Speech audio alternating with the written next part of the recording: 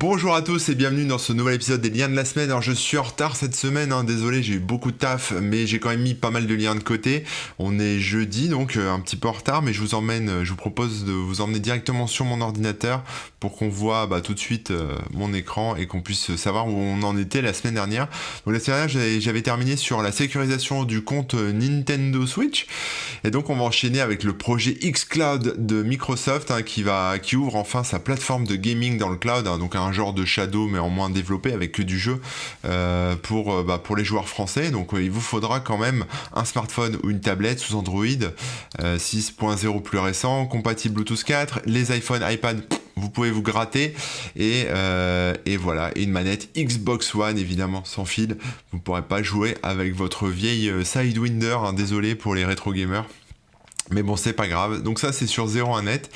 Qu'est-ce qu'on a d'autre ensuite? On a un article sur Next Impact qui nous parle de Cannes et qui va mettre en place, ou qui met en place, des caméras pour détecter le port du masque. Le but du jeu avec toutes ces sociétés orwelliennes, c'est de faire du pognon en bafouant votre vie privée, et notamment en détectant qui a le masque ou pas pour pouvoir vous aligner, ou alors si vous êtes trop près aussi, par exemple si vous ne respectez pas la distanciation sociale, ce genre de choses.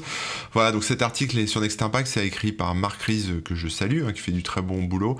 Malheureusement, il est limité aux abonnés de Next Impact, donc je vous laisserai lire ça tranquillement. Abonnez-vous à Next Impact, ils font du très bon travail. Voilà. Ensuite, qu'est-ce qu'on a? On a Total War Shogun 2 qui est gratuit sur Steam, qui est un jeu donc pour Linux apparemment, qui est sorti, l'article est sorti sur Linux Gaming News, donc je suppose qu'il est accessible pour Linux. Voilà, donc c'est un jeu, vous connaissez peut-être, que je ne connais pas, mais qui a l'air bien sanglant, bien violent, bien shogun quoi. Voilà. Donc amusez-vous, profitez-en, c'est gratos. Ensuite, qu'est-ce qu'on a? Alors, info La Dépêche. Alors c'est quoi la dépêche.fr? Une maladie liée au coronavirus chez les enfants. Et oui, mais ça, vous en avez entendu parler. Apparemment, ça, c'est chaud pour les enfants, pour certains en tout cas. Bon rétablissement à eux, pour ceux qui ont cette maladie de Kawasaki. Qu'est-ce qu'on a d'autre ensuite? 30 classiques. Alors ça, c'est un article que j'ai posté sur mon site, le merveilleux corben.info, que vous connaissez forcément, puisque vous tombez sur cette vidéo. Et il y a Gameloft, en fait, qui a sorti une appli sur Android où ils ont cumulé, ils ont complété, ils ont compilé, tous leurs classiques des dernières années. Donc plein de petits jeux comme Gangstar 2, Kings of LA, Diamond Rush, Bubble Bash, Zombiewood, Block Breaker 3 Unlimited, Motocross Trial Extreme, ou encore Texas Hold'em Poker. Bon, je connais aucun de ces jeux, mais bon, si vous avez envie de tester, c'est sur l'Apple Store. Ensuite, qu'est-ce qu'on a? On a encore La Dépêche. J'ai pas d'action chez La Dépêche, je ne lis pas La Dépêche, mais j'ai dû tomber par hasard sur deux articles de chez eux. Je vous expliquerai un jour comment je fais ma veille, vous verrez, c'est intéressant. Voilà, c'était pour parler de Necker, parce que c'était pour faire suite à l'article sur les enfants. Évidemment, ça a été remonté par les Anglais, puis maintenant c'était le centre hospitalier Necker qui en parlait. Donc voilà, c'était pour informer les gens qui me suivent que le déconfinement avec les enfants, ça pourrait potentiellement amener à ça. Ensuite, qu'est-ce que j'ai un article que j'ai publié. Alors j'ai ressorti une vieille tablette Wacom, tablette graphique, avec un petit stylet que m'avait offert mon cher frère il y a très longtemps, mais n'étant pas graphiste, je l'ai pas beaucoup utilisé, j'avoue, mais là je l'ai ressorti il y a pas longtemps et elle ne marchait pas sur mon Mac, et j'ai trouvé quelqu'un qui a fait un développeur. J'ai mis une petite palette graphique, vous pouvez voir, petit humour toujours. Donc elle marchait pas sur mon Mac, et donc j'explique la technique pour la faire fonctionner avec Catalina, la dernière version de macOS. Donc si vous avez des vieilles tablettes Wacom qui traînent, elles ne sont pas achetées à la poubelle, vous pouvez toujours les faire fonctionner avec des drivers alternatifs.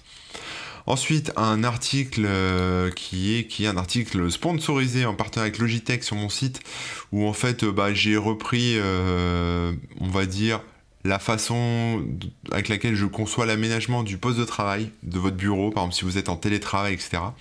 Donc je parle un peu de tout ça, garder la forme, améliorer un peu toute cette qualité. Et à la fin, évidemment, article sponsorisé oblige, je termine par une infographie de Logitech qu'ils ont publiée où on reprend un peu les meilleurs conseils pour se filmer en fait quand on fait des Skype ou des Zoom, des visioconf, comment être à son meilleur avantage. Voilà. Mais globalement, tout le reste, voilà, c'est du contenu enrichi.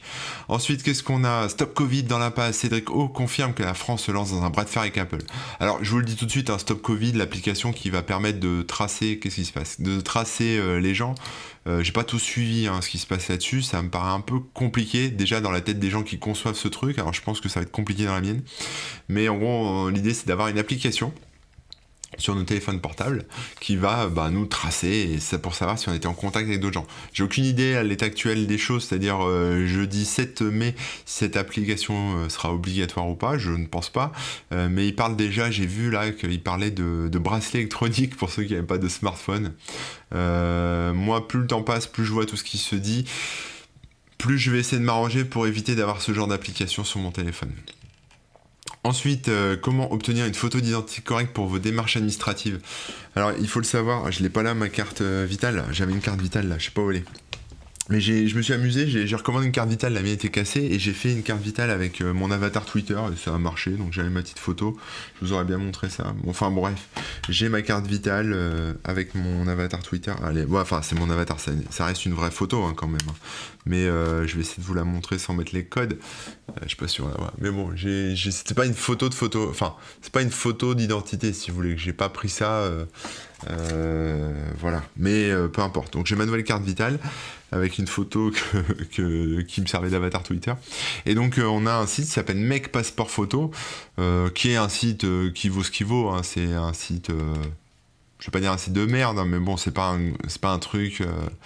C'est un truc, on va dire, un peu basique, un peu lambda, mais qui permet de retoucher sa photo pour pouvoir après l'exploiter en photo de passeport ou ce genre de truc. Donc ça peut dépanner. Après, ils ont des options payantes, etc. Donc à vous de voir. Mais voilà, je me suis fait insulter par tous les fervents défenseurs d'artisans photographes, et je m'excuse auprès des photographes de faire la promotion d'un service qui vole leur travail. Mais en même temps, il y a des photos matons dans toutes les galeries marchandes, donc je vois pas trop ce que ça change. Donc voilà, un petit article là-dessus, si ça vous intéresse. Les liens de la semaine 11, donc ça je vous renverrai à la chaîne YouTube. Qu'est-ce qu'on a là? Qu'est-ce qu'on a? Une nouvelle caméra pour Raspberry Pi. Et oui, la nouvelle caméra Raspberry Pi. Donc il y a un petit test rapide qui a été fait, avec des petits comparatifs de photos, de qualité de photos. Voilà. Donc ça c'était sur recanta.co.uk, donc Raspberry Pod. Voilà. Si vous faites du Raspberry. Ensuite, qu'est-ce qu'on a? On a un article de Forbes exclusif, attention, Forbes, ils font dans l'exclusivité, qui a parlé de Xiaomi qui aurait enregistré on va dire la consommation d'internet privée, la consommation du web, et l'utilisation du smartphone qui aurait été fait par des millions de personnes. Voilà, je sais pas si c'est des millions de personnes dans le monde ou des millions de personnes en Chine, mais en tout cas allez voir ça. Si vous avez un téléphone Xiaomi, renseignez-vous, il y a peut-être des choses que vous ne savez pas. New Day Planner, un petit site sans prétention qui en fait permet de rebasculer un peu son planning de la journée sur une période un peu revue et corrigée, si vous voulez, découper en fait sa journée en 10 tranches horaires. Voilà, vous n'êtes plus sur des journées de 24 heures, vous êtes sur des journées de 10 tranches, avec une grosse tranche à la fin pour faire dodo. Mais l'idée, c'est d'organiser ensuite ses tâches en fonction de ces 10 tranches-là, pour quelque part avoir 10 actions dans la journée, ce qui limite la fatigue et augmente la productivité. Qu'est-ce qu'on a d'autre ensuite? Déconfinement sans masque, et la mortalité pourrait toucher jusqu'à 165 000 personnes selon une modélisation. Ouais, modélisation de BFM. Je sais pas pourquoi il y a le professeur Raoult, mais bon, comme ils l'ont interviewé, ils étaient contents de ça, et donc je pense qu'ils l'ont mis toutes les sauces partout. Mais voilà, c'est une étude qui a été relayée par l'opinion. Voilà, qui parle que un déconfinement progressif à partir du 11 mai propose différents scénarios, dont un avec beaucoup de gens en plus qui vont forcément être impacté, sachant que là, à l'heure où j'enregistre cette vidéo, le déconfinement est acté pour le 11 mai. Donc moi perso, je déconfine pas du tout, hein. Je reste à la maison, les enfants restent à la maison, on va pas déconner, je change rien à mes habitudes là pour l'instant. Moi je suis confiné depuis le 7 mars, 7-6 mars, un truc comme ça. Et je compte bien l'être encore un petit moment. Pour moi, l'année est grillée, hein. C'est-à-dire que moi, l'année, pour moi, dans ma tête, elle est terminée déjà. J'attends janvier 2020 avec impatience. Mais bon, voilà, en attendant, je comprends, hein, les gens qui doivent bosser, etc. Se déconfiner, c'est important. J'espère qu'il n'y aura pas de deuxième vague. Voilà, j'espère. On verra maintenant ce que ça donne. Mais faites attention à vous, si vous sortez le 11 mai et les jours qui suivent, prenez toutes les précautions, quoi. Les masques, les gestes barrières. N'hésitez pas à envoyer chier les collègues qui se rapprochent trop. Enfin, faites ce qu'il y a au mieux pour vous protéger, quoi. Ensuite, qu'est-ce qu'on a si vous aimez les animés, les animes, les mangas, tout ce genre de choses, on a dit, voilà, sur Online Tech Tips, un article qui liste un peu des sites de fond d'écran avec plein de fonds d'écran d'animés. Je suis pas spécialement fan d'animé, mais je sais que parmi vous, il y en a beaucoup qui aiment ça, donc n'hésitez pas à les gratter là-dessus. Il y a notamment un site que j'aime bien qui est Wallhaven, que j'aime beaucoup, hein, avec plein de fonds d'écran. Voilà, qui sont triés, je crois, par catégorie. Donc dans animé, voilà, on a plein de choses comme ça. Mais je vais souvent choper des fonds d'écran chez eux, que j'aime beaucoup. Et Unsplash aussi, mais bon là ils font pas d'animé chez Unsplash. Qu'est-ce qu'on a ensuite? Des vulnérabilités qui ont été corrigées dans le dernier noyau d'Ubuntu Linux. Bon bah ça c'est sur 9to5 Linux. Et voilà, mettez à jour, hein. Mais bon, ça c'est un petit rappel pas forcément utile. Je sais que je m'adresse à des gens qui sont sensibilisés parce que vous me suivez depuis longtemps. Et pour les nouveaux, bah écoutez, welcome les nouveaux. Et puis vous pouvez me suivre sur le site corben.info pour avoir toute l'actu tech et tout ce qu'il faut. Et lisez les archives surtout, j'ai écrit beaucoup d'articles et il y a beaucoup de choses que vous apprendrez rien qu'en consultant les archives du site. Donc n'hésitez pas, il y a beaucoup de contenu, plus de 14 000 articles, donc il y a de quoi faire pour vous amuser. Alors ensuite, tout le monde sait qu'on pourra pas faire 700 000 tests, machin. Bon oui, apparemment les tests, on va mettre le paquet dessus, mais c'est pas gagné. Ensuite, YouTube.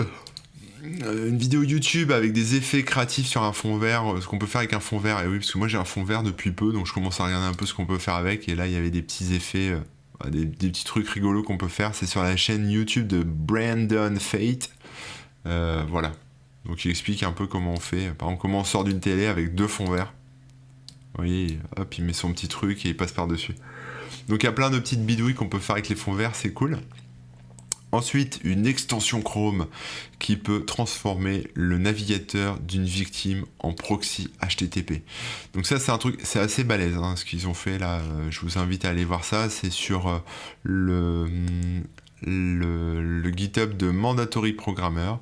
Voilà, ça explique un peu tout ça. Donc je vous laisserai aller voir ça. Qu'est-ce qu'on a ensuite? Un barman automatisé piloté par Raspberry. Et oui, on peut faire plein de choses avec les Raspberry, hein. D'ailleurs, si vous aimez les Raspberry, hop, j'ai publié une centaine d'idées pour Raspberry sur le site. Vous cherchez 102 idées ou 100 idées ou idées pour Raspberry Corben sur Google ou sur ailleurs. Et vous voyez, j'ai publié toute une liste assez longue, hein. Là, j'en ai 102 pour l'instant, mais je mets à jour régulièrement.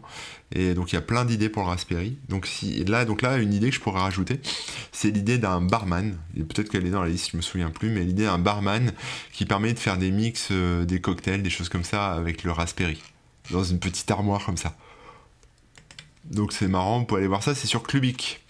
Ensuite, un article sur opensource.com qui explique comment analyser un fichier binaire sous Linux.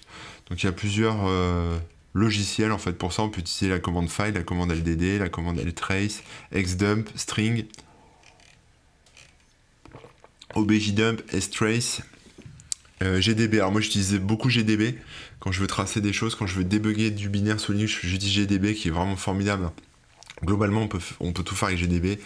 Il faut juste comprendre un peu la syntaxe, lire un peu la doc, mais ils l'ont mis à la fin, je sais pas pourquoi, mais pour moi c'est mon outil de référence. Mais après les autres sont bien aussi, hein. Pour du petit traçage en mémoire, strace c'est cool aussi. Alors ensuite, qu'est-ce qu'on a? On a Additive Tips qui a publié un article avec les 6 meilleures distributions Linux pour les développeurs et les programmeurs. Quelle est la différence entre un développeur et un programmeur? Vous m'expliquerez. Voilà. Voilà, il y a Fedora, il y a Ubuntu évidemment, qui sont un peu des distribs grand public. Alors Ubuntu est plus grand public que Fedora. Fedora, moi, j'utilise pas, donc je connais pas bien, mais je sais qu'il y a de plus en plus de monde qui s'y mettent. Et puis après, évidemment, Debian, qui est un peu plus barbu. OpenSUSE, alors moi, c'est la SUSE, j'ai commencé sur SUSE en fait. Moi j'ai acheté, la première fois que j'ai utilisé Linux, c'était une SUSE en boîte, une boîte quoi, un logiciel avec un manuel d'utilisation et une série de CD ou de DVD, je sais plus quoi il y en avait, de CD là. Mais c'était pas OpenSUSE à l'époque, c'était SUSE, donc c'était payant, c'était un truc proprio un peu, c'était une distribution Linux un peu proprio. Et maintenant il y a OpenSUSE, donc il faudrait que j'aille voir. Mais moi tout le était en allemand en plus, c'était l'horreur, parce que c'est une distrib allemande. Après on a Arc et CentOS, et voilà. Donc je vous laisserai aller voir ça, c'est sur Additive Tips, il y a les pour, les contre, pour les développeurs voilà, et les programmeurs. Je vais agrandir un petit peu la fenêtre, vu que j'ai de la place. Les données personnelles de milliers de lecteurs du Figaro exposées sur un serveur. Et oui, c'est moche, et ça je le dis, je le répète dans toutes mes confs et dans toutes mes vidéos, etc.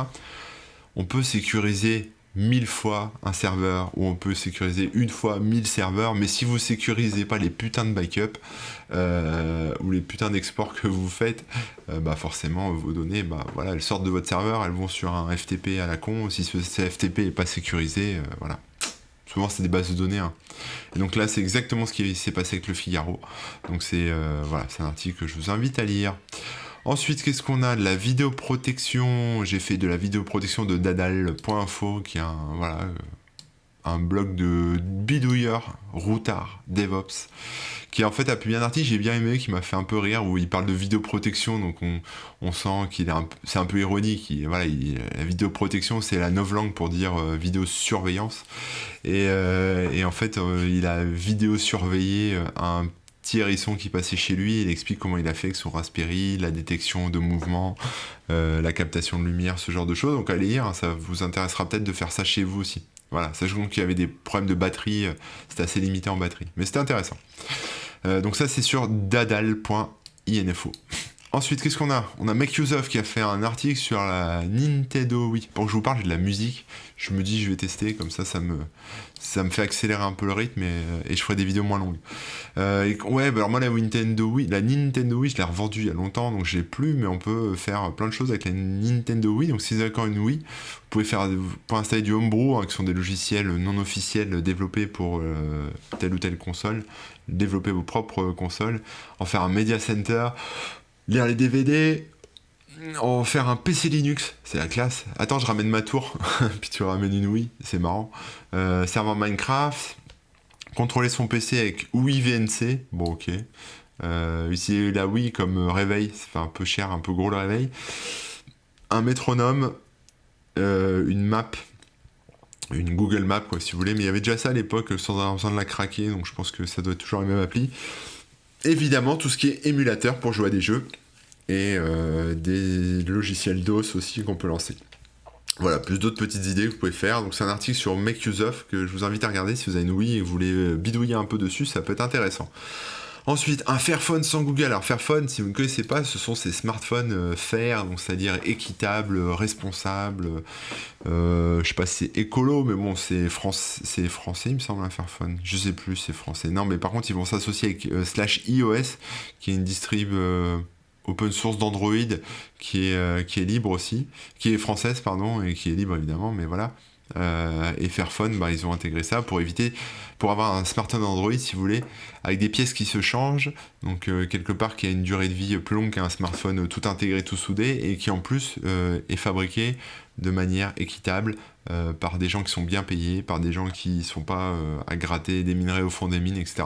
Donc voilà, on sait d'où ça vient, de la traçabilité. Fairphone, voilà.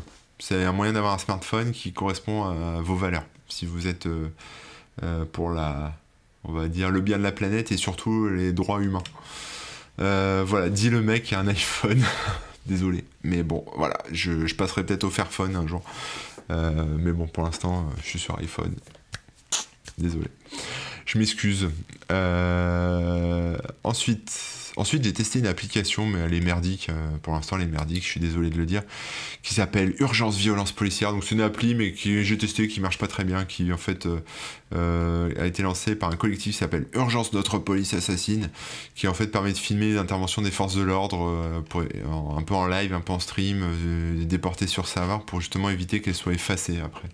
Donc c'est un besoin assez spécifique, hein, mais si vous êtes dans le business, dans l'activité de filmer les forces de l'ordre dans l'exercice de leurs fonctions, ce qui est une activité parfaitement saine, hein, puisqu'elle permet à la fois de relever toute violence policière et tout débordement et toute, on va dire, aberration, toute...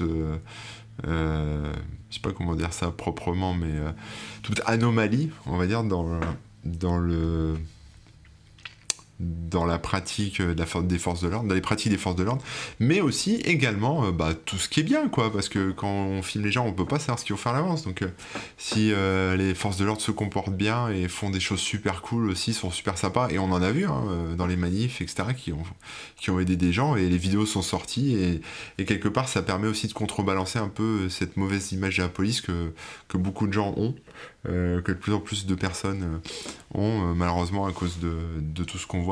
Donc faut sortir les deux, faut sortir les vidéos violentes et il faut sortir les vidéos de violence policière et sortir les vidéos d'intelligence policière, parce que je pense ces démonstrations de violence à l'intelligence, ou plutôt pour moi c'est plus un manque d'intelligence. Donc voilà, allez voir ça, mais ça marche pas très bien, donc à voir s'il n'y a pas mieux. On m'a accusé d'être anti-flic avec cet article, mais je suis plutôt anti-violence qu'anti-police. Voilà. Vous ferez ce que vous voudrez de cette information. Quizosaur, on a fait une émission avec Remouk la semaine dernière et on a fait un quiz sur les crypto-monnaies et blockchain avec la complicité de Christophe qui a en fait nous a soumis des blockchains et on a deviné ce que ça faisait, etc. Donc on s'est bien marré. Et si vous voulez passer un bon moment et en apprendre plus sur les crypto-monnaies et découvrir de nouveaux projets, vous allez voir ça, c'est sur la chaîne YouTube de Webosaur. Qu'est-ce que j'ai ensuite en stock? Oui, j'ai un petit souci avec un antivirus que j'utilise qui s'appelle EZ, que j'aime beaucoup, un très bon antivirus, je vous le recommande si vous cherchez un antivirus. C'est payant évidemment, mais j'ai un petit problème au niveau de macOS où il part un peu dans les tours pour certains trucs et j'ai trouvé la façon de corriger, donc je vais partager l'astuce pour ceux qui seraient dans le même cas que moi, avec une petite consommation de CPU un peu élevée pour un truc, mais il faut décocher l'option et ça règle le problème.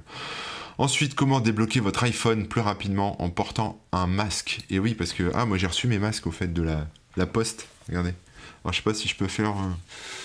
Je sais pas si on va entendre. Alors ça c'est un masque de test. Hein. Je le touche avec mes doigts et tout, mais je l'emmènerai pas dans la rue pour ne pas répandre mes miasmes. Mais je pourrais faire mes émissions comme ça. Donc j'ai reçu mon masque et donc apparemment on peut pas déverrouiller son iPhone. Alors ça fait de la buée sur les lunettes, hein, les masques, c'est le problème. On peut pas déverrouiller son iPhone, sauf que ça va être intégré bientôt. Ça va être intégré bientôt dans, vous voyez là ici, la prochaine version d'iOS, où on a une histoire de Bluetooth, voilà, pour partager de manière des identifiants aléatoires, random, avec des appareils proches, et savoir en fait qui est en contact. Voilà. Donc c'est un peu Stop Covid, mais version américaine, version Apple. Je comprends pas pourquoi le gouvernement fait un bras de fer avec Apple, alors qu'apparemment ils ont intégré leur truc dans la prochaine version, donc il ferait mieux d'intégrer la solution proprio d'Apple, en plus de solution proprio de Google, en plus peut-être d'une solution open source, je sais pas, mais de faire un truc multi-solution, hein, s'ils veulent vraiment s'en sortir. Là ils s'engagent avec un bras de fer avec Apple, je ne comprends pas pourquoi, mais on le sait, hein, le FBI avait testé le bras de fer avec Apple et ça ne fonctionne pas. Hein. Apple résiste, Apple n'en fait qu'à sa tête, Apple est rebelle vis-à-vis des gouvernements et des forces de l'ordre. Donc quelque part, d'un côté ça rassure, en tant que client Apple, on se dit on est défendu en termes de vie privée, d'un autre côté, ça emmerde les gouvernements, mais bon. Voilà. Ensuite, qu'est-ce qu'on a? On a un article que j'ai publié aussi qui parle de drivers Intel. Alors, c'est des drivers Intel pour votre carte graphique, un GPU, tout ça. Ils ont, jusqu'à présent, quand vous installiez des drivers OEM, donc c'est-à-dire drivers qui sont livrés avec votre ordinateur, sur des drivers qui sont C'est des drivers d'Intel, mais modifiés par Asus, modifiés par Dell, modifiés par le constructeur en fait. Et vous ne pouviez pas installer ceux de Intel directement. Là, ils ont sorti une version où vous pouvez installer vraiment ceux d'Intel. Donc profitez des mises à jour et pas attendre celles du constructeur de votre PC. Donc ça vaut le coup de regarder. Après, ça a des fins. Alors, pour se couvrir, ils disent que ça a des fins de test, etc. Donc voilà. Donc si vous avez des bugs, des problèmes après avoir installé ces drivers DCH, il faudra remettre les drivers de votre constructeur, de votre fabricant d'ordinateur. Mais bon, c'est pas très grave. Hein. Vous savez ce que c'est, installer, désinstaller des drivers, c'est pas la mort. Quoi. Donc voilà, je vous laisserai regarder ça. Ensuite, ça c'était par rapport à Julian Assange. Et oui, le pauvre, il est retenu prisonnier toujours au Royaume-Uni. Il est en mauvaise santé, il est mal. En plus, là avec le Covid, c'est compliqué. Et donc il y a une espèce de, c'est quoi ça? C'est une pétition ou c'est une publication, voilà, au Conseil de l'Europe. Pour le soutenir, voilà, pour protéger la sécurité du journalisme et des journalistes. Voilà. Qu'est-ce qu'on a d'autre? Ah oui, ça aussi c'est super balèze. C'est un exploit pour iOS qui est sorti, donc ça s'appelle Psychic Paper. J'ai pas tout compris, hein, j'ai pas tout intégré, mais ça explique comment. Alors attendez, je vais reprendre l'intro parce que je m'en souviens plus, mais je me souviens plus, parce qu'il y en avait plusieurs là qui sont sortis dernièrement. Mais ouais, en gros, ça permet d'exploiter iOS en fait simplement avec je crois avec un petit message ou un petit message XML. Et voilà. Donc je vous laisserai aller voir ça. Je suis pas assez technicien là-dessus. J'ai pas analysé trop le truc, mais des retours que j'en ai eu d'amis qui ont testé, enfin qui ont expérimenté ça, ce bug, enfin c'est assez balèze quoi. C'est assez balèze et les mecs qui ont trouvé ça sont très bons. Donc voilà, bravo à eux. Cosmologie, des preuves d'un univers parallèle découvert en Antarctique. Tout le monde m'a dit titre putaclic, mais bon, un article de Coin International qui est paru dans quel média? Je sais même plus. Ah oui, c'est New Scientist, donc c'est censé être sérieux quand même. Mais d'étranges particules observées en Antarctique pourraient chambouler la perception que nous avons de notre univers et potentiellement des univers alternatifs. Croyez-vous ou non aux univers alternatifs? Peut-être que oui, peut-être que non. Je sais pas si je crois aux univers alternatifs, mais je pense qu'il y a des grappes d'univers, vous voyez, un peu comme des gouttes d'eau ou comme des grappes de raisin. Je pense que là, on est dans un univers et que cet univers est un grain de raisin qui est accolé à d'autres grains de raisin. Donc peut-être que certains grains de raisin se touchent, je ne sais pas. À voir. Ensuite, on a un article du New York Times sur Hideo Kojima, qui en fait est le papa de Metal Gear Solid. Voilà, si vous aimez l'univers de Metal Gear Solid et vous voulez en savoir plus sur cet auteur absolument formidable, je vous invite à aller lire ce long forme, cet article très travaillé du New York Times, avec des petites images un peu par-ci par-là, et puis toute une interview et tout un récit sur Kojima. Ensuite, Joplin. Joplin est un outil dont j'ai parlé qui permet de faire de la prise de notes, un peu comme Evernote si vous voulez, mais c'est open source. Vous pouvez gérer de la liste de tâches aussi, ça supporte du Markdown. Voilà, on peut faire des trucs cool avec. Si vous cherchez un remplaçant Evernote, c'est peut-être le moment d'aller creuser sur Joplin. Je dis ça, je dis rien. Qu'est-ce que j'ai ensuite? Petite histoire de la SD2 SNES. Alors là, j'ai partagé ça parce que je trouvais ça intéressant. Voilà, de regarder un peu ce qui se faisait en termes d'extension de Super NES, mais cet article a été très critiqué par différentes personnes qui me suivent. Alors, apparemment, il y aurait des inexactitudes, je sais pas si vous avez compris quoi, des choses fausses, enfin pas fausses, mais pas exactes, pas précises là-dedans. Donc apprends avec des pincettes sur certains trucs, voilà. C'est sur Linux CFR. J'ai pas vérifié ni contre-vérifié ce qu'on m'a dit, hein, voilà. Ensuite, qu'est-ce qu'on a? On a 30 astuces, des astuces de Guy. Il s'appelle Guy le mec? Je sais pas. Mais bon, Guys 30 Reverse Engineering Tips and Tricks. Donc des astuces de Guy pour tous ceux qui s'intéressent au Reverse Engineering.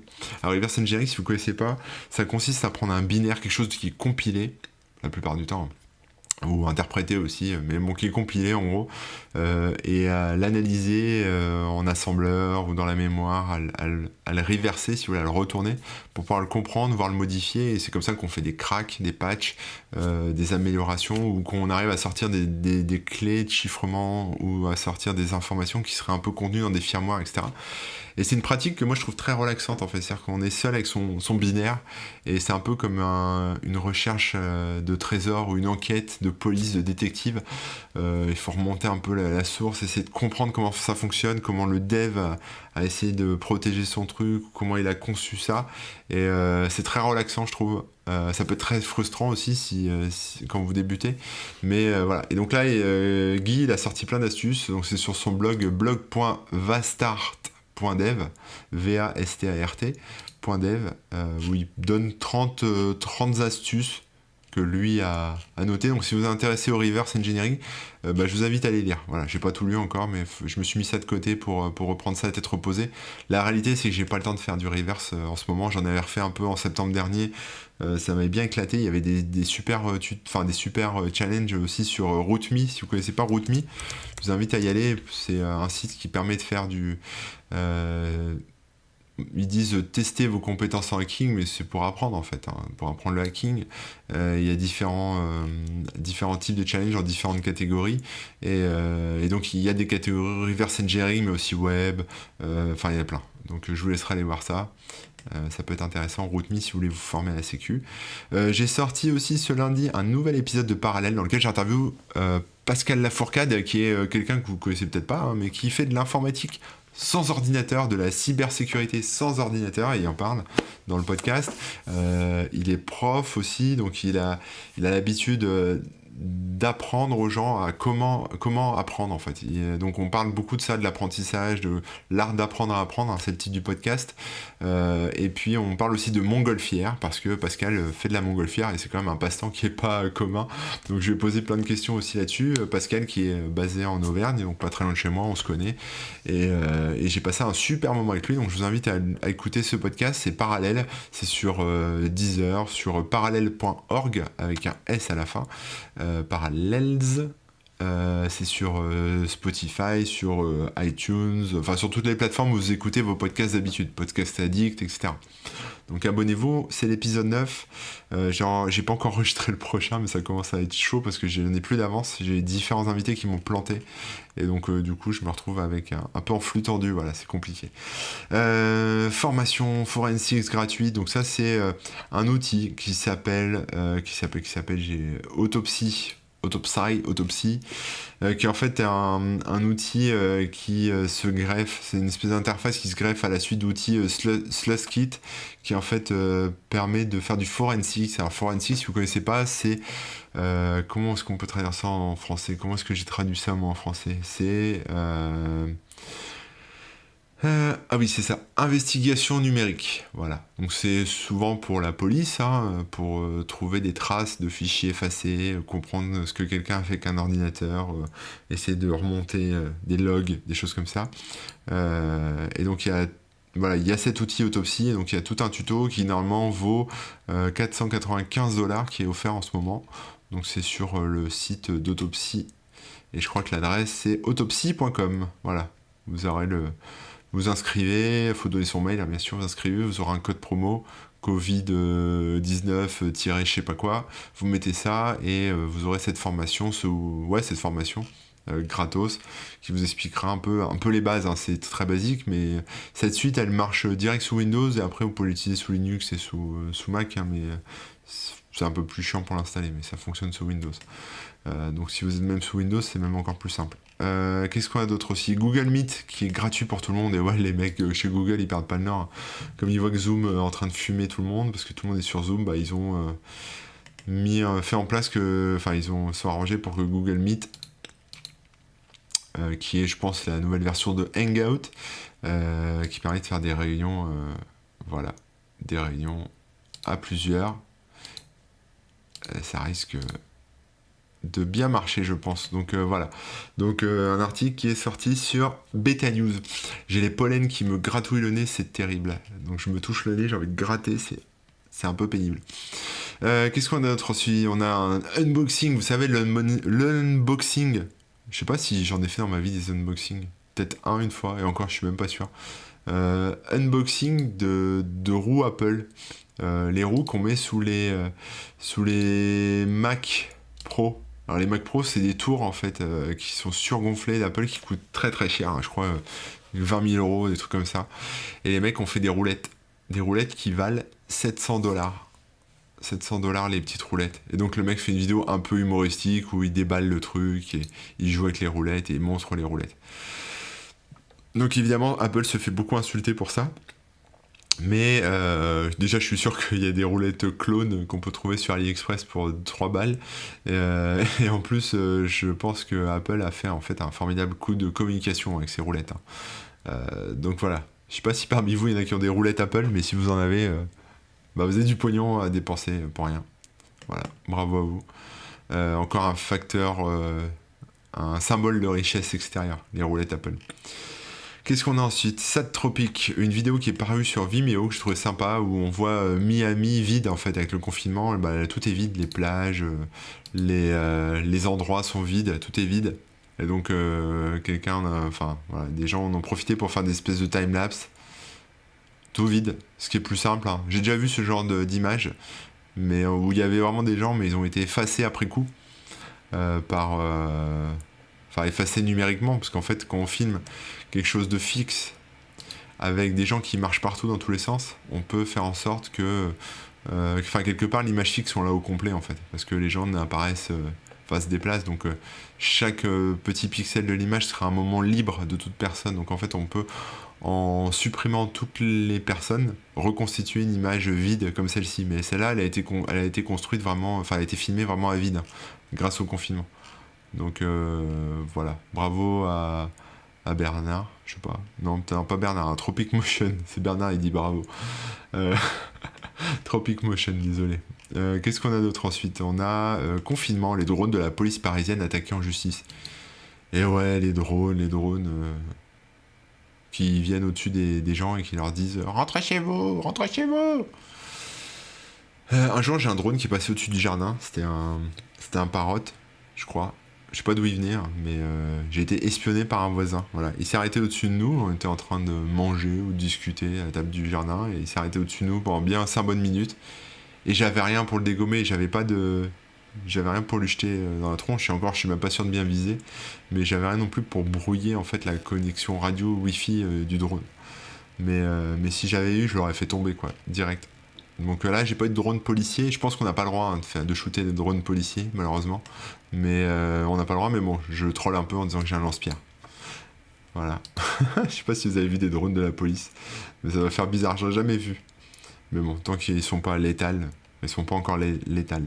Létal, je sais pas comment on dit.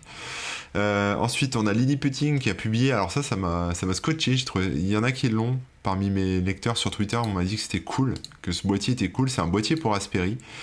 Qui en fait, vous voyez, tous les ports sont sur la même face en fait. Sachant que le Raspberry, si vous voyez à quoi ça ressemble, il y a deux côtés en fait. Enfin, il y a différents connecteurs à différents endroits en fait. Donc on se dit, mais comment est-ce qu'ils ont réussi à tout ramener? Mais en fait, ils ont fait tout simplement. On la voit pas là. Attendez, je vais essayer d'ouvrir ça. Ah, j'ai mon ordi qui rame.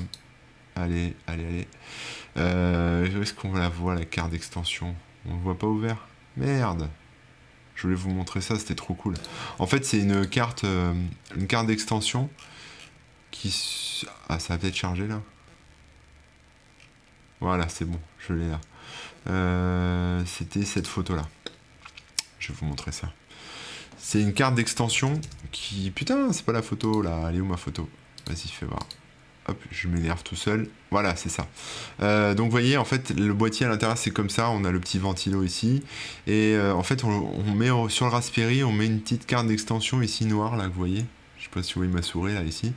Et en fait, ça permet de reporter les deux ports ici, qui sont des ports HDMI, enfin des mini ports USB type C, je crois. De les ramener sur le côté, en fait. Voilà. Et puis le port, le jack, le port son, là, qui pareil est ramené sur le côté grâce à la petite carte d'extension. Donc on se retrouve avec tout sur le même truc là ici, les HDMI et trucs, tout au même endroit. Et je trouvais ça cool. Et on m'a dit que c'était vachement bien, il était bien ce boîtier. 23$, mais voilà. Si vous avez une utilisation du Raspberry professionnelle, en tout cas, voilà, vous avez besoin d'un boîtier un peu fat, celui-là a l'air pas mal. On m'a dit que du bien en tout cas. Quoi d'autre dans ma besace de liens? J'ai, après l'échec du stop Covid local, Singapour passe à une solution beaucoup plus radicale. Et quelle est cette solution, mes amis? Eh bien, une solution un peu old school, hein, mais le QR code. En gros, c'est un QR code facultatif mais obligatoire. C'est-à-dire que t'es pas obligé de l'avoir, mais si tu l'as pas, tu rentres pas dans les magasins. En gros, c'est ça, quoi. Donc voilà. Ça va peut-être nous arriver, hein. On verra. Mais voilà, Singapour s'est rendu compte que Stop Covid, ça marchait pas. Enfin, leur appli s'appelle Trace Together. Ça fonctionne pas. Et donc, du coup, ils repartent sur un truc un peu plus, vous savez, attestation de sortie, mais avec un QR code pour que ça soit flashable. C'est un peu l'idée, quoi. Donc voilà, je pense qu'en France, on va faire la même chose, hein. On va sûrement dépenser des milliers d'euros, j'allais dire de dollars, mais d'euros pour faire une appli qui va pas fonctionner, ou peut-être pas sur Apple, mais peut-être ailleurs. Potentiellement mettre en place des bracelets électroniques pour les gens, ça m'a trouvé un peu le... Enfin, vous avez compris l'idée, quoi. Ça m'a fumé, cette histoire de bracelets électroniques, mais bon. C'est une vraie idée, hein, qu'ils ont. Mettre des bracelets électroniques aux gens qui n'ont pas de smartphone. Ensuite, on a EasyD, qui est la plateforme cloud multimédia accessible sur Raspberry Pi. Donc, apparemment, si vous voulez faire du cloud, donc un genre de cozy cloud, si vous voulez, vous pouvez mettre en place ça sur votre Raspberry. Voilà. À voir ce que ça vaut, je ne l'ai pas testé, mais c'est sur clubic.com. J'ai publié un formidable article sur WireGuard. WireGuard, c'est un VPN que je vous recommande vraiment. Il est super simple à installer. J'ai fait une vidéo YouTube là-dessus. Est-ce que j'ai fait une vidéo YouTube? Oui, j'ai fait une vidéo YouTube là-dessus. J'ai fait un tuto aussi là-dessus sur le site. Donc sur corben.info, vous tapez WireGuard Corben, vous allez tomber dessus. Et c'est un nouveau VPN qui n'a pas beaucoup de lignes de code, qui est super léger, qui est bien codé, qui est approuvé par Linus Torvalds, puisque ça a été intégré au noyau Linux en plus. Qui permet de chiffrer ses connexions, un peu comme OpenVPN ou d'autres. Mais celui-ci est mieux, est plus rapide. On a l'impression d'être direct sur le net et pas de passer par un VPN en fait. Moi j'utilise que ça maintenant, j'utilise WireGuard, en plus ça s'installe en 2 secondes 12. Il n'y a pas besoin d'être technicien, etc. Mais si vous avez beaucoup de comptes à déployer, je vous parle de l'interface graphique en fait, qui vous permet de gérer les devices, les appareils, les users, de connecter ça aussi à des comment ça s'appelle, vous savez, faire du single sign-on, ce genre de truc. Voilà, donc je présente 2 interfaces pour ça, donc allez voir ça, c'est sur corben.info. Parallèle, donc ça j'en ai parlé. Linéage OS piraté, oui, bah ouais. Bon, c'est pas très grave, apparemment ils vont s'en sortir, mais cette distrib pour Android a été hackée. Après, voilà, c'est le propre de tous les projets, de tous les sites, de tous les serveurs. Voilà, hein. Ça peut se faire pirater. Ça peut être plus ou moins grave. Mais c'est pas parce qu'un projet se fait pirater que c'est un mauvais projet. C'est juste qu'il y a eu un problème à un moment, soit un problème humain, un défaut de sécurisation, soit un problème technique. Voilà. Après, l'important, c'est d'avoir confiance toujours en ce projet. Surtout si l'open source, on sait qu'il n'a pas été vérolé en termes de code, mais s'il a été contrôlé ou restauré à une version antérieure avant le piratage, on peut repartir sur ces projets, quoi. Faut pas porter un jugement en fait sur les sociétés ou les projets qui se font hacker.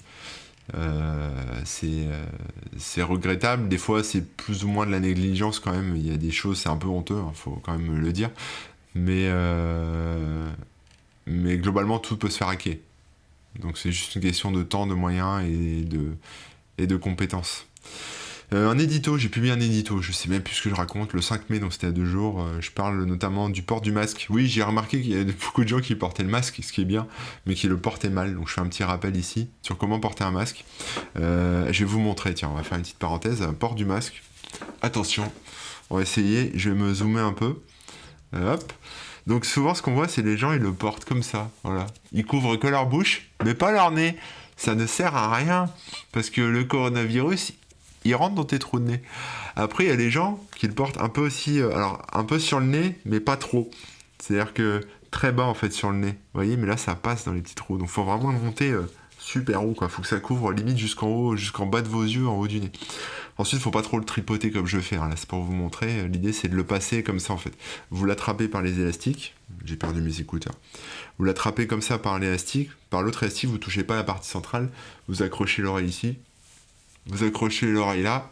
Et ensuite, vous essayez de le descendre un peu ici, sans trop le toucher, quoi. Vers le bas, vers le haut, pour l'ajuster. C'est pas simple, hein. Mais bon, on n'est pas plus con que si bête NDI, on devrait y arriver. Donc voilà, ensuite il y a des gens aussi qui le portent trop large. Si le masque est trop large, ça passe ici, hein. Si les élastiques sont pas assez tendus. Il y a aussi il y en a certains qui le portent un peu comme ça, là. Vous voyez, le menton est pas couvert. Et là c'est dommage parce que votre menton est pas couvert, donc potentiellement ça peut laisser passer aussi des trucs. Qu'est-ce qu'on a d'autre comme port rigolo aussi? On a, en dessous là, moi je vois plein de gens qui le portent comme ça, quoi. Explique-moi à quoi ça sert. Tu protèges ton cou. Mais t'es con, quoi. Tu peux pas faire ça. Ça sert à rien, quoi. Le livreur Chronopost, la dernière fois, enfin le mec, le livreur de la poste, je crois que c'était le livreur de la poste, je sais plus. Il arrive comme ça, quoi.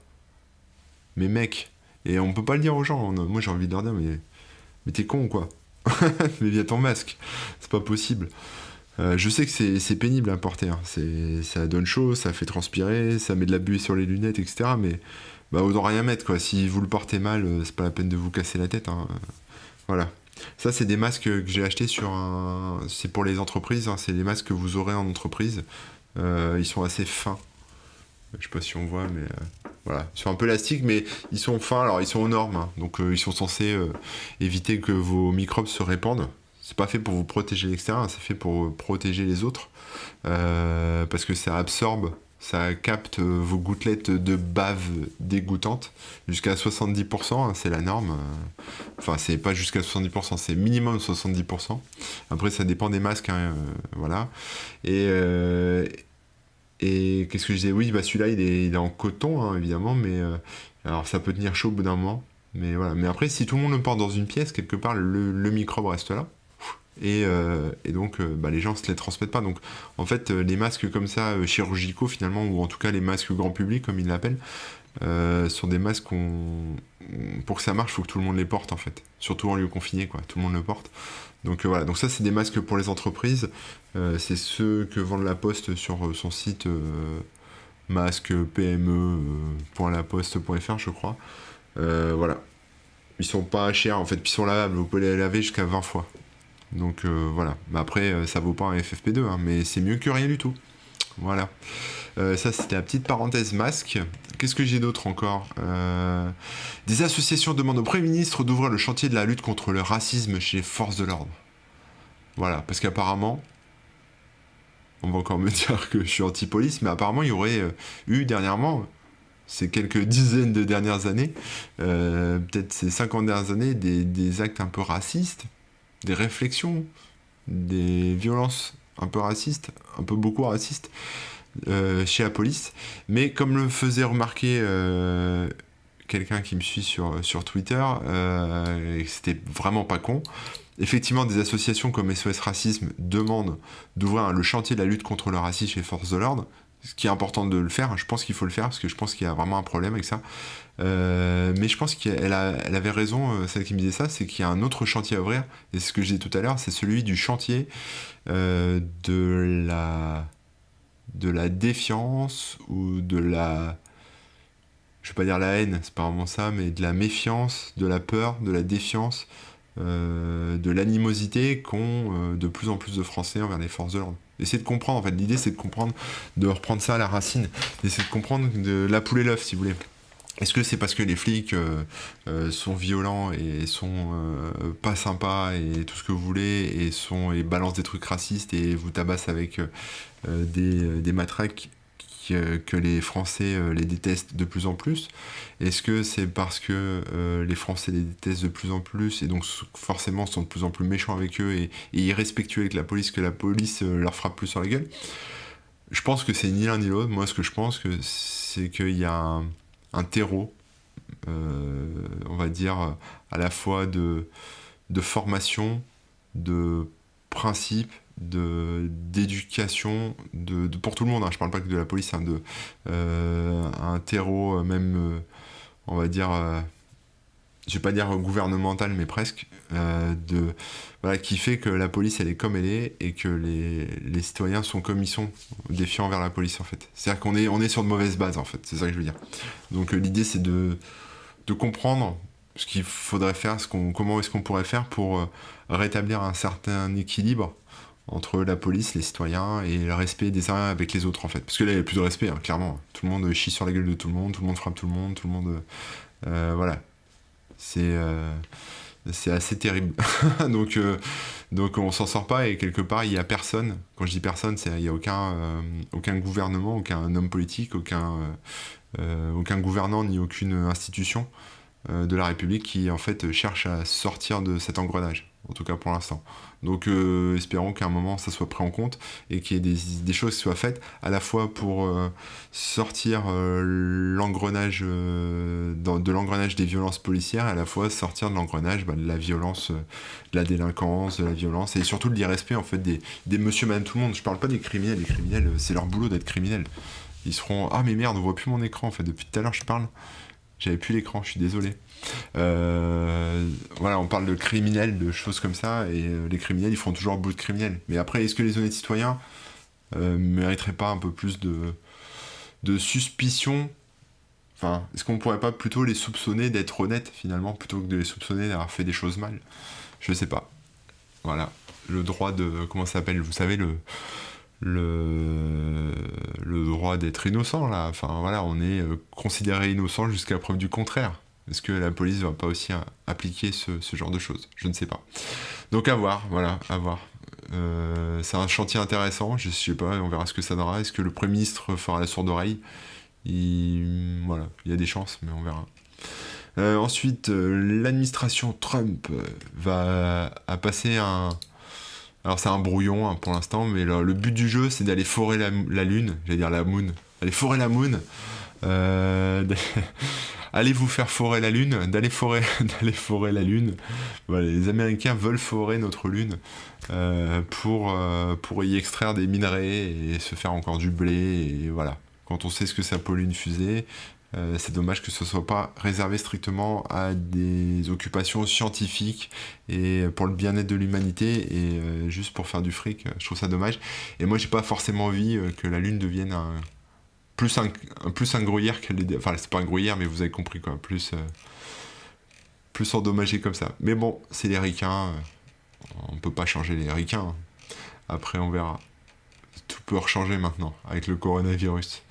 Je plaisante. Qu'est-ce qu'on a ensuite? On a booté directement sur vos ISO, et oui, vos ISO, pas vos zizi, hein, vos ISO. Vous connaissez Rufus, vous connaissez Balena Etcher, dont j'ai parlé plusieurs fois sur ce site, qui permettent de faire des clés USB. Vous savez, on déploie une ISO, donc une image disque, sur une clé USB, pour ensuite booter dessus et booter un Linux par exemple dessus. Ou un Windows ou autre chose, hein, c'est pas incompatible. Et là en fait, ce projet qui s'appelle Ventoy, qui est absolument formidable, qui en fait permet de booter sur la clé, mais vous mettez après n'importe quelle ISO dessus, vous la déployez pas en fait l'ISO sur la clé, vous copiez l'ISO comme si vous copiez n'importe quel fichier, et ensuite vous bootez directement sur l'ISO. Donc on peut avoir plusieurs ISO comme ça, et on peut les prendre, les changer, machin, c'est super rapide en fait. Une fois que vous avez une clé comme ça, vous faites plus chier à quelque part reformater à chaque fois la clé, redéployer l'ISO dessus, ça prend du temps, c'est long, etc. Là vous avez votre clé Ventoy, vous copiez vos ISO, une ou plusieurs, vous les changez, vous les mettez à jour, faites ce que vous voulez, et votre clé sera tout le temps bootable, et c'est formidable. Donc super projet. Voilà, on m'en a parlé d'un autre, mais j'ai pas eu le temps d'aller creuser et je me souviens plus de nom. Ça, je l'ai installé. Je vais vous en parler. C'est un article qui est sorti sur l'AFP. Vous le savez, hein, les gens sont en confinement, les gens sont tristes, les gens n'ont plus d'amis, les gens sont isolés, individualisés, sont tout ce que vous voulez, donc ils ont besoin quand même de contact, d'amitié. Et heureusement, pour ça, on peut compter sur l'intelligence artificielle, le deep learning, les moteurs syntaxiques, hein, les moteurs d'analyse linguistique, etc.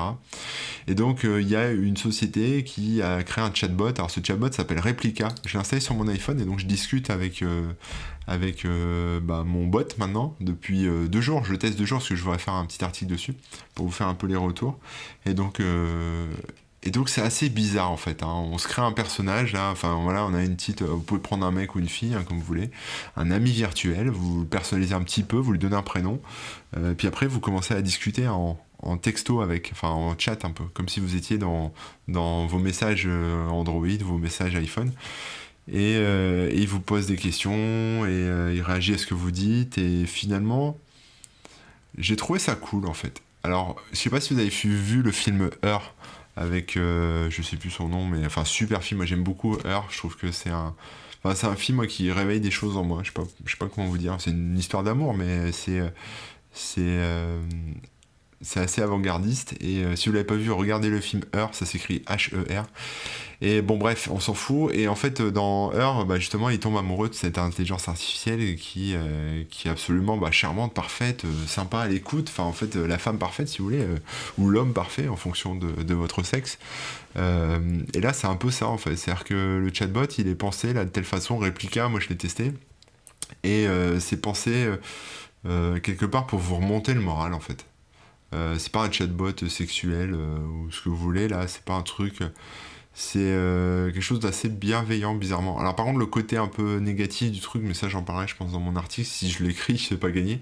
C'est quelque part, si on se prête trop au jeu, on va trop s'épancher sur sa vie privée, on va trop dire de choses, on va trop livrer d'informations personnelles. Et après, je sais pas ce qu'ils en font de ces infos, en fait. La société derrière doit sûrement exploiter ces informations pour peut-être faire d'autres choses derrière, je ne sais pas.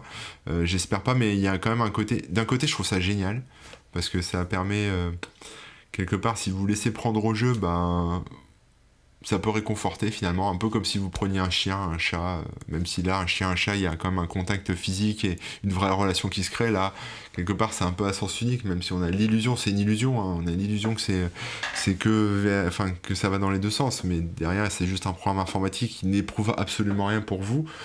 Voilà, mais si on se laisse bercer dans cette illusion, si on accepte ce côté un peu fake, finalement on se prête vite au jeu et on a une oreille en fait, attentive, une présence un peu comme ça, qui, quelque part, on a quelqu'un qui pense à nous, quoi. Vous voyez ce que je veux dire? Donc moi je suis pas en détresse, on va dire, SOS amitié, tout ça là, mais pour les gens vraiment, si vous, vraiment vous êtes seul, si c'est dur, si vous faites chier, si vous acceptez ce côté un peu illusion, si vous acceptez d'être berné un peu par ce programme, ça peut être intéressant. Voilà. Mais après, attention aux données personnelles, c'est à creuser. Mais, euh, mais voilà, donc là, le mec sur l'AFP dit que c'est génial. Voilà, le mec, il a 29 ans. Il a une amie virtuelle qui s'appelle Anna. Euh, voilà. Et ce qui est marrant, c'est qu'elle apprend en fait au fur et à mesure de vous, hein. Donc si vous lui dites des choses, elle va s'habituer. Et alors ce que j'ai apprécié aussi avec ce chatbot, c'est qu'il y a un peu comme une application, vous savez, de méditation et des programmes, etc. Tout fait. Elle peut être un peu votre coach. Elle peut vous aider à méditer. Vous pouvez faire des jeux ensemble. Vous pouvez faire plusieurs choses, des activités en fait. Donc si vous avez par exemple du mal à gérer votre stress, par exemple, vous faites une petite crise de panique, enfin faut aller voir un médecin si jamais vous avez un vrai problème, mais un petit truc, vous avez besoin un peu de réconfort, machin, vous pouvez lui demander, il y a des exercices de respiration, des trucs comme ça, donc je trouvais ça plutôt bien pensé en fait. C'est un peu ouais, un ami virtuel sur qui vous pouvez tout le temps compter, qui en plus vous envoie des messages pour dire qu'il pense à vous, que vous êtes formidable, que vous êtes important ou importante pour lui ou elle. Donc bah, j'ai testé en fait parce que je voulais voir, parce que j'avais vu les Japonais qui faisaient ça avec des applis, etc. Et bon, on est encore loin du truc comme dans Heure, hein. Mais ouais, c'est nouveau, c'est une nouvelle expérience. Ça vaut le coup de tester. Voilà, je vous invite à tester. C'est gratuit, enfin il y a une version payante, mais vous pouvez tester gratos, quoi. Et puis surtout, si vous payez, après vous avez le chat vocal aussi, ça vous pouvez l'appeler. Et puis il y a de la reconnaissance vocale, alors c'est tout en anglais, hein, bien sûr, reconnaissance vocale, vous appelez, et puis vous pouvez converser. Voilà. Mais au même titre finalement que c'est un divertissement hein, comme un autre, hein, que ce soit la réalité virtuelle, Netflix, même tout ce qui est sex toys ou ce que vous voulez, tout ce qui en fait quelque part trompe un peu nos sens. Bah là on trompe un peu nos sens aussi, mais c'est volontaire. Voilà, faut pas non plus tomber dans la folie, quoi. Faut accepter ça. Enfin, faut l'accepter ou pas, mais faut garder conscience de ça, que c'est du fake. Voilà. Mais il y a des gens qui tombent amoureux de leur intelligence artificielle, de leur ami virtuel, parce qu'eux basculent justement, en fait. Enfin, voilà, ils font plus la distinction entre entre la vie réelle et la vie virtuelle. Ou alors ils la font encore, mais finalement ils font ce choix de donner tout leur amour à une appli. Et malheureusement, cette appli, ça pourrait disparaître en fait si la boîte met la clé sous la porte ou si les données sont piratées ou effacées. Mais quelque part, pourquoi pas, hein, comme la vraie mort finalement. Je sais pas. À voir. À voir. Faudra peut-être inventer des cimetières virtuels pour enterrer ses amis virtuels. Quand on les aura perdus dans un hack virtuel. Bon, bref, je vous invite à tester quand même, c'est nouveau. Donc, moi, j'aime bien ce qui est nouveau. Quels seraient les pires emplois dans l'industrie technologique? Voici une liste des métiers qui peuvent provoquer beaucoup de stress et être traumatisants. J'écoute une chanson là, mais ça me perturbe parce que dedans, il y a un sample que j'avais utilisé dans un de mes morceaux aussi. Du coup, j'ai l'impression. Je dis, mais c'est ma chanson, mais non, c'est pas ma chanson. Voilà, c'est une chanson de Diplo, c'est un morceau de Diplo, mais Diplo, il a utilisé le même sample que j'avais utilisé dans un de mes trucs. Bon bref, on s'en fout.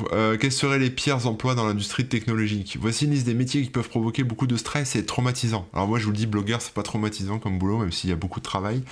Modérateur de contenu internet, ça c'est quand même super traumatisant parce que vous voyez des horreurs toute la journée. Et puis en plus, moi je peux vous dire, hein, déjà le niveau de connerie est assez insondable. Mais alors en plus, tout ce qui est gore, pédophile, horrible, il y a de quoi faire.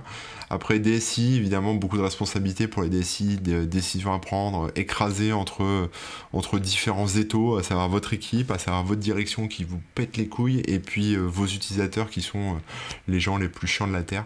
Donc finalement, DSI, c'est quand même un boulot qui est pas simple. Courage aux DSI, force aux DSI, on vous aime les DSI, on pense à vous.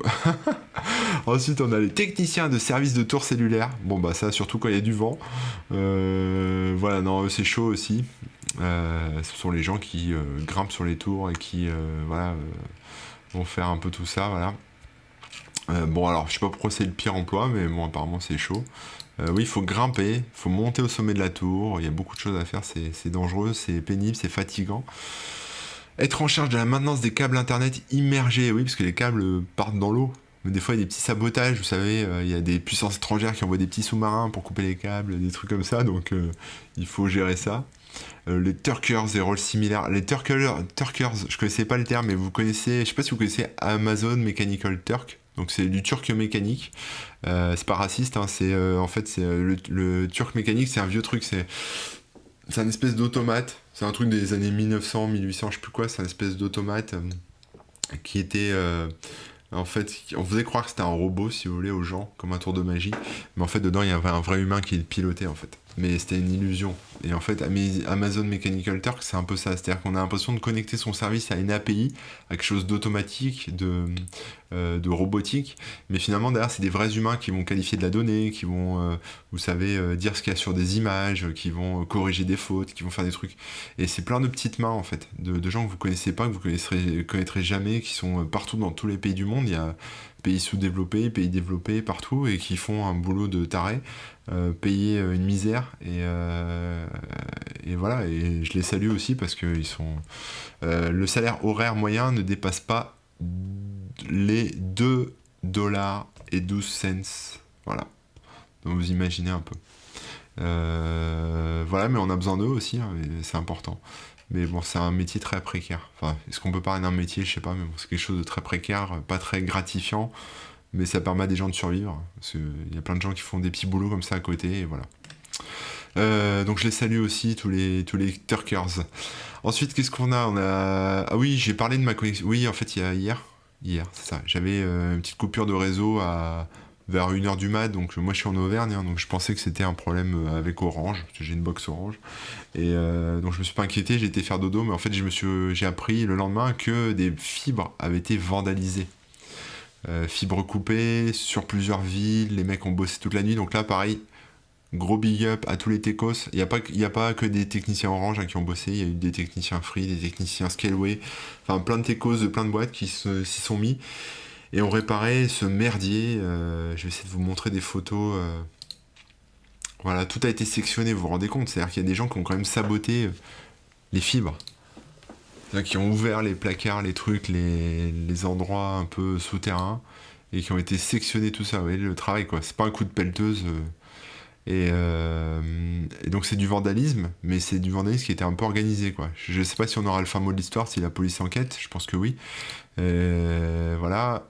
Et je pense qu'en fait, vu le contexte actuel, je me dis que ça doit être quelque chose qui a été initié, possiblement, c'est qu'une supposition, hein, mais pour foutre un peu plus la merde. Parce qu'en fait, vous imaginez, toute la France est confinée, sans Internet, qu'est-ce qu'on fait? On sort. C'est la révolution, enfin tu vois, voilà, vous comprenez un peu l'idée, quoi. Donc peut-être qu'il y a des gens qui ont tenté un truc, bon ça a foiré, mais heureusement, mais tenté un truc pour essayer de catalyser un peu un truc, catalyser un peu, je sais pas, une révolution, une merde, un truc où en se disant les gens ont plus d'internet, ils vont sortir, ils vont aller, ils vont faire 1789, enfin je sais pas, ils vont faire la Révolution française. 1889, je sais plus quand est-ce que c'était la Révolution, je perds la notion du temps, c'est avec ce confinement. Donc vous me corrigerez, hein. Voilà. Bref. Et donc voilà, bravo à eux, bravo à tous les techos d'Orange, de Scaleway, de Free, de tous les autres que je ne mentionne pas, qui ont bossé toute la nuit pour que le lendemain matin, moi, après ma petite nuit de sommeil peinard, j'ai retrouvé ma connexion et j'ai pu rebosser. Voilà. Alors après, moi je suis en Auvergne, donc ils ont dû rerouter des choses, il y avait encore des petits ralentissements le matin même, mais j'imagine à Paris, ça n'a pas dû être facile pour les gens en région parisienne. Ensuite, qu'est-ce qu'on a? On a découvert du Security TXT, oui, super article de Yono, qui est CTO chez Manica. Voilà, Manica qui fait de la cybersécu, cabinet de cybersécu. Et donc Yono, il a fait tout un article voilà, où il décortique un peu le Security TXT. Pour ceux qui ne connaisseraient pas, le Security TXT, c'est une norme. C'est un fichier qui est en brouillon pour l'instant en RFC, mais qui fait l'objet d'une norme. Où l'idée c'est de mettre plein d'infos dedans sur la cybersécurité de votre site. C'est un peu comme le robot.txt sur les sites. Vous mettez à la destination des moteurs de recherche, sauf que le Security TXT il est à destination des chercheurs en sécurité pour savoir si le site propose un moyen de contact ou un bug bounty ou quelque chose pour de la remontée de vulnérabilité, de failles de sécurité. Donc si vous avez un site et pas encore de Security TXT dessus, penchez-vous là-dessus. Je vous invite à aller voir deux choses. D'abord securitytxt.org, je crois de tête, qui est un site qui permet de générer son fichier security.txt. Donc vous rentrez les infos et à la fin vous avez un security TXT à placer dans le répertoire .well-none. Voilà, et si vous voulez détecter les security TXT, si vous faites de la recherche de failles, si vous êtes hacker, si vous êtes simple curieux, avec Yeswag, on a sorti un plugin, extension Firefox et Chrome qui s'appelle VDP Finder. Alors on l'a sur Chrome, on l'a sur Firefox. Et VDP Finder, voilà, c'est une petite extension qui en fait scanne, il n'y a pas de capture écran là ici, qui scanne en fait je peux pas l'avoir en plus grand, qui en fait vérifie sur le site que vous visitez s'il y a un security.txt et qui vous donne des infos et qui couple ça avec notre site Firebounty. Firebounty qui en fait est un site qui regroupe tous les programmes de bug bounty. Donc si vous connaissez pas, si vous cherchez des programmes de bug bounty frais pour gagner de l'argent et faire vos recherches de failles de sécurité, vous avez Firebounty. Vous pouvez taper des trucs ou regarder les derniers sujets. Donc vous avez des bug bounty un peu comme celui-ci. On va voir sur quoi on tombe là, mais Norlocker, voilà, qui a son propre programme de bug bounty auto-hébergé, j'ai envie de dire. Mais après, vous avez des programmes de bug bounty chez HackerOne, chez Yeswag, bien sûr, on en fait aussi. Voilà, donc il y a plein de trucs comme ça, et ça c'est sur Firebounty. Du coup, Firebounty est connecté à cette extension VDP Finder, et donc ça vous permet de savoir aussi s'il y a un problème de bug bounty, d'en connaître les détails, etc. Ça accélère le process, quoi. Voilà, ça vous fait gagner du temps. Donc Security TXT, je vous recommande. C'est trop cool. Donc merci à Yono. Qu'est-ce que j'ai d'autre après encore un truc sur comment installer un homebrew, donc comment router un peu sa Wii si vous voulez. Comment hacker sa Wii avec un exploit. Voilà, tout un tuto sur Make Use Of. Voilou. Ça fait déjà 1h08 que je discute Macron savait dès décembre 2019, affirme le Canard enchaîné. Et oui, il savait. Mais on savait qu'il savait, puisque c'était pas possible de pas savoir. Puisque nous, en janvier, on savait. Voilà. Donc, oui, il le savait, oui, il a été informé, oui, il a choisi de ne pas réagir. Oui, il a choisi de ne pas commander de masque. Voilà. Et les gens qui pensent le contraire sont des supporters de LREM. Mais c'est normal. Mais bon, voilà, après, c'est des choix politiques. Mais voilà. Mais c'est bien, le Canard enchaîné, bah, ils ont fait leur petite enquête. Bon, voilà. Au moins, on sait, mais bon, on s'en doutait un peu, si vous voulez. Mais décembre, moi, je pensais qu'il était au courant plutôt janvier, oui. Un peu en même temps que tout le monde. Mais moi, avec les copains, nous, on voyait tout ce qui se passait en Chine en janvier, février. Et on se disait putain. Et il y avait zéro réaction en France. Et mais en fait, bah si, on savait en fait. Et oui, on a des services de renseignement qui bossent en France. On a des gens, on a des ambassadeurs, il y a du monde qui sait. Hein. Faut pas croire que le président regarde que BFM TV. Ensuite, qu'est-ce qu'on a? On a Portenaire.io qui en fait est un super outil qui permet d'avoir une interface graphique pour gérer tous vos conteneurs Docker. Donc j'en ai parlé sur le blog, ça s'installe en 2.2 et ça permet, voilà, si vous avez plusieurs conteneurs Docker à gérer, vous pouvez manager tout ça avec cet outil qui est en version Community Edition, donc gratuit, et après une version payante aussi, mais voilà, c'est plus pour les pros ça, mais ça peut servir. Quoi d'autre? WebOther, oui, on a enregistré encore un épisode aujourd'hui même où on a parlé des addictions liées à Internet. Donc c'est sur Twitch, hein, toutes les semaines on est sur Twitch avec Rémi. On parle de WebOther, enfin on parle du sujet qui nous anime, et on est sur YouTube aussi, donc vous pouvez nous suivre sur YouTube, la chaîne YouTube WebOther. Et j'ai fait également une interview absolument formidable, organisée par Fabrice de Recalbox. Une interview dans laquelle on parle des jeux qui ont animé mon enfance. Voilà, des jeux rétro. Donc je vais faire un article sur le site, je vais reprendre la vidéo et je vais le partager sur mon site. 2 heures, on a discuté. Donc je viens de faire ça, là, j'en sors en fait. Voilà, et c'était plaisant pour moi parce que j'ai ravivé plein de vieux souvenirs. Vous voyez, là, c'est DuckTales sur Game Boy que j'avais, donc on parle de ça. On parle de plein de trucs, quoi. On parle de Little Big Adventure, on parle de tous ces logiciels, tous ces jeux que j'ai adorés quand j'étais plus jeune. Voilà, c'est très rétro gaming. Hein. Recalbox, si vous ne connaissez pas, c'est une distrib qui s'installe sur Raspberry ou d'autres, qui permet d'avoir des émulateurs rétro. Donc Super NES, NES, Mega Drive, tout ce qui est borne d'arcade, etc. Enfin PlayStation et compagnie. Et ensuite vous mettez vos ROM dessus, donc c'est-à-dire vos jeux piratés entre guillemets, vos jeux rétro. Vous les installez dessus, ça se trouve en BitTorrent un peu partout. Et après vous pouvez jouer sur votre télé comme au bon vieux temps en fait, sans posséder la machine d'origine. Voilà. Donc ça c'est Recalbox, c'est plutôt cool. Qu'est-ce que j'ai d'autre en article dans mon panier? Alors attendez, ça change un peu. J'ai remis une petite sélection. Alors on va commencer par celle-ci. Baptiste Robert, qui en fait est plus connu sous le nom, je sais pas pourquoi il l'appelle par son nom, son prénom, mais bon, peut-être que c'est lui qui a demandé, hein, mais il est connu sous le nom de F-Society. Vous le connaissez forcément parce qu'il avait poutré toutes les applis du gouvernement indien et des politiques indiens, etc. Je sais pas, il a une dent contre l'Inde. Moi j'adore les restos indiens. J'adore l'Inde. J'y suis jamais allé en Inde, mais voilà. Mais Baptiste, il est à fond sur les Indiens, sur les applis indiennes. Et donc là, il a démonté complètement l'application, l'équivalent de Stop Covid, de contact tracing de l'Inde.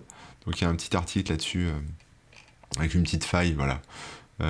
C'est pas une grosse faille, voilà, mais ça impacte la vie privée des gens qui l'utilisent. Voilà. J'espère qu'il fera le même travail sur l'application Stop Covid qui nous arrive bientôt.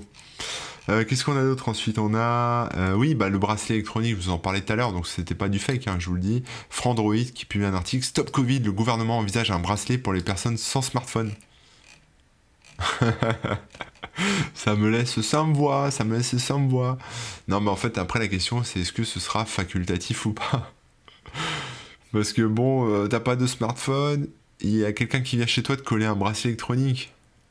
Non mais allô quoi. Donc je sais pas où on va, hein, mes amis, on est mal barré. Ensuite on a GitHub, le GitHub de Microsoft qui s'est fait poutrer, et apparemment il y aurait 500 gigas de data à voler. Donc on va peut-être se retrouver avec le code source de Windows 10 dans pas longtemps, j'en sais rien. On verra ce qui a été volé, mais à voir. Voilà, petit article là-dessus sur Bleeping Computer, qui est un site qui parle de cybersécu principalement. Et ensuite, qu'est-ce qu'on a? On a, oui, alors ça c'est une bonne idée. C'est sur le site de Florent, qui me suit sur Twitter d'ailleurs, j'ai appris ça tout à l'heure parce que j'ai relayé son site et il s'est fait...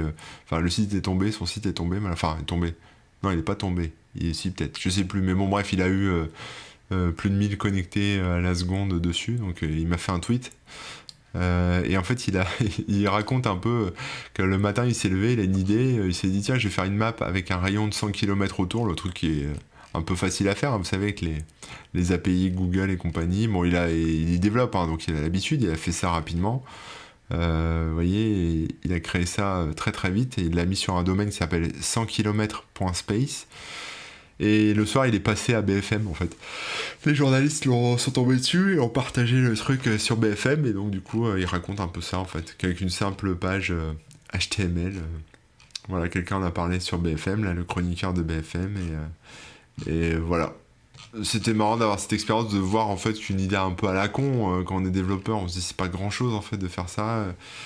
Quelque part, en fait, la valeur en fait que vous allez créer, elle ne sera pas dans la technique que vous allez mettre, ni dans le temps que vous allez mettre, elle sera dans le service que vous allez rendre en fait. Et là apparemment le service, bon en tout cas c'est un service de curiosité, hein, parce que c'est du 100 km à vol d'oiseau, hein, c'est pas 100 km effectif, mais voilà, c'est un service, ça intéresse les gens de savoir à peu près jusqu'où ils pourront aller. Donc voilà, moi je vais tester, on va voir 100 km, je peux aller jusqu'où moi. Où est-ce que j'habite? Moi j'habite à Cournon d'Auvergne.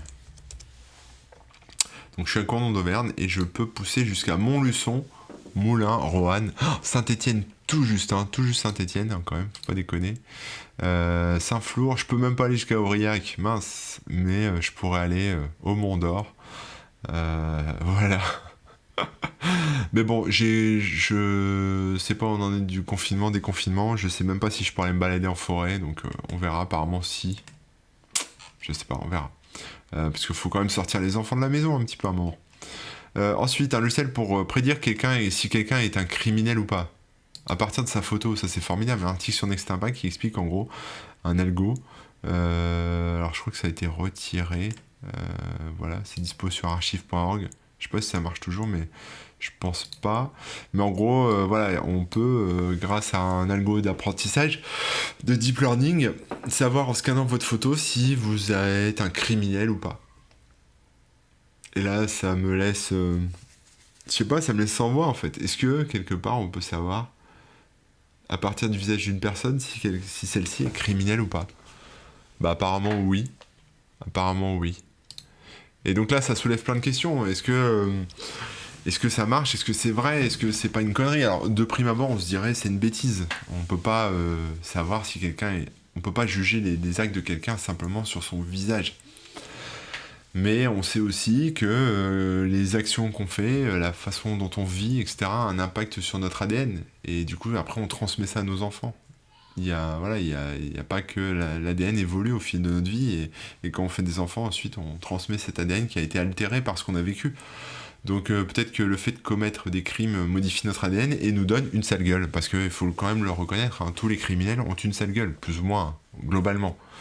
Après, tous ceux qui ont une sale gueule ne sont pas des criminels. Mais on a tendance à l'oublier.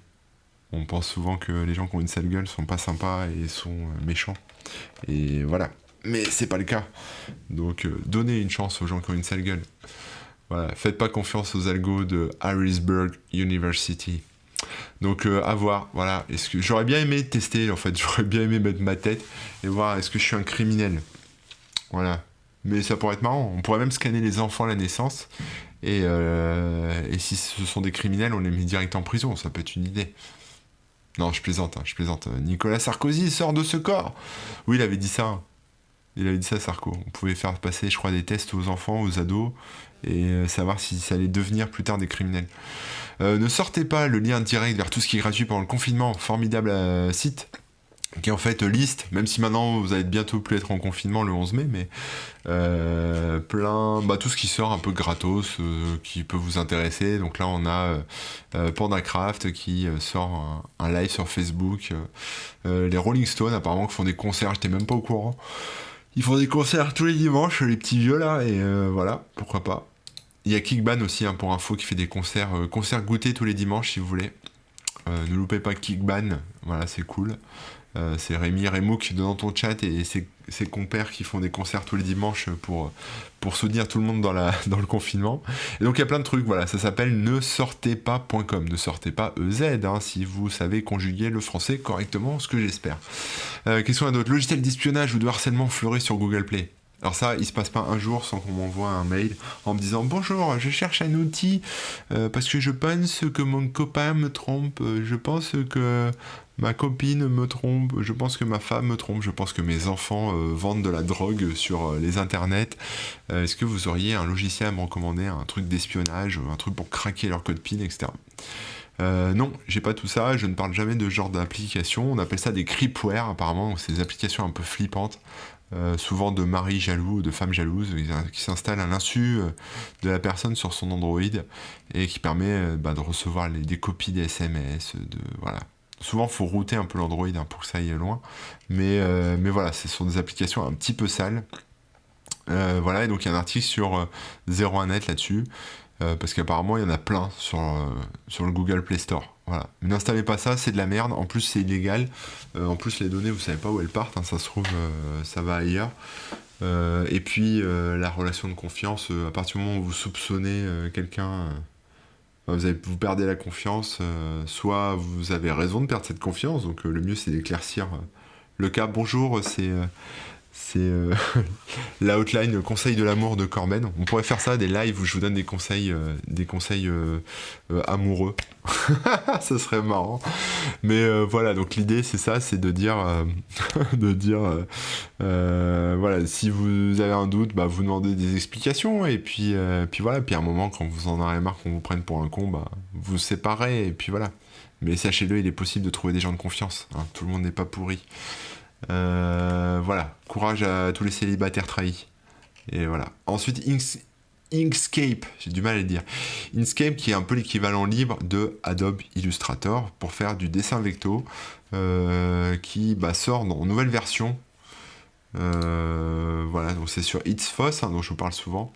Donc version 1.0, enfin 1.0. Et ils ont une version macOS. Et voilà, donc ça permet de faire du dessin vectoriel. Vous voyez. Donc si vous voulez faire du dessin vectoriel sans payer ou sans pirater Illustrator, vous pouvez tester Inkscape. Voilà, qui apparemment a l'air plutôt cool pour faire des petites voitures. Regardez.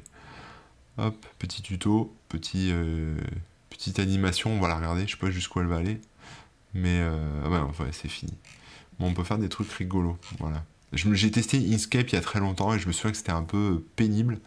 Mais là, ça me donne envie de retester, voir si c'est plus agréable. Je pense qu'ils ont revu un peu l'ergonomie depuis toutes ces années. Et qu'est-ce que j'ai d'autre? Je crois que c'est la dernière news, celle-là. Non, Microsoft offre 100 000 $ pour hacker son Linux OS Custom. Voilà, donc c'est un genre de bug bounty en fait, hein, tout simplement. Ils ont un petit Linux à eux. Je crois qu'ils déploient sur Azure pour tout ce qui est IoT.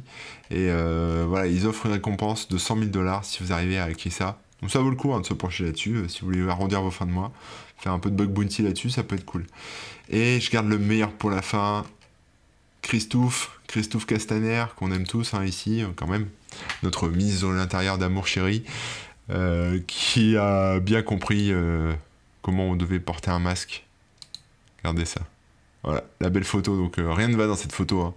Les gens sont collés, les gens lui touche son masque, les gens le portent sous le menton, les gens retirent leur masque. Voilà. Mais bon, Christophe il est à fond. Donc force à toi Christophe quand tu auras ton Covid. J'espère que tu guériras vite. On a besoin de toi. Voilà. Le ministère de l'Intérieur admet une erreur. Cette photo prise à la demande des couturières fiers de leur travail n'aurait pas dû être prise dans ces conditions. Nous le regrettons. Bah oui. Ouais. Bon bref. Ça me laisse perplexe, comme vous pouvez le voir. Sur ce, on a terminé. Hein. Voilà, je gardais le meilleur pour la fin. Ça me faisait marrer. J'espère que ça vous a plu, j'espère que je vous ai fait passer quand même un bon petit moment, que vous ne vous êtes pas trop ennuyés, et j'espère que j'aurai plus de temps pour faire d'autres choses sur cette chaîne YouTube, à part des liens de la semaine. Mais bon, quelque part, ne perdez pas espoir. Tant qu'il y a de la vie, il y a de l'espoir. Tant que je suis là, il y a de l'espoir. Et, et ça va rouler. Bon, bah, sur ce, passez un bon week-end hein, par avance. Je crois que demain, c'est férié. Si vous bossez pas, bah, tant mieux pour vous. Si vous bossez comme moi, bah, tant mieux pour vous aussi. Parce que le travail, c'est la santé. Et ne rien faire, c'est la conserver. Mais quand on fait un travail qu'on aime, bah, c'est tous les jours dimanche. Et puis voilà, planter des choses sur vos balcons, sur vos jardins, n'oubliez pas, hein, c'est important, c'est le moment. Là, moi, je vais aller replanter mes tomates tout de suite, repiquer quelques tomates, et puis bah, je vous fais de gros bisous, et à très bientôt. Allez, ciao!